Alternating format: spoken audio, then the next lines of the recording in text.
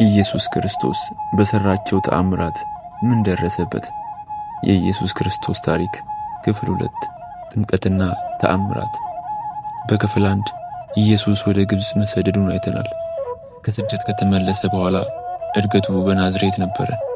30 ዓመት ሲሆነው በዮርዳኖስ ወንዝ በዮሐንስ እጅ ተጠመቀ። ከዚያም ኢየሱስ ታላላቅ ተአምራትን ማድረግ ጀመረ።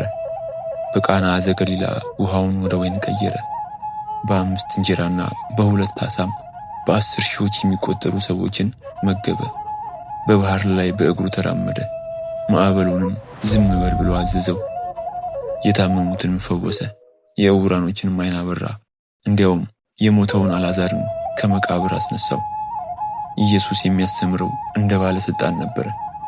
ሕዝቡም በትምህርቱ ይገረሙ ነበረ። ነገር ግን ይህ ሁሉ ተአምር በክፉዎች ዘንድ ቅንዓትን አነሳሳ። በክፍል 3 ስለ መጨረሻው ሳምንትና ስለ ስቅለቱ እናያለን። ሰብስክራይብ አድርጉ።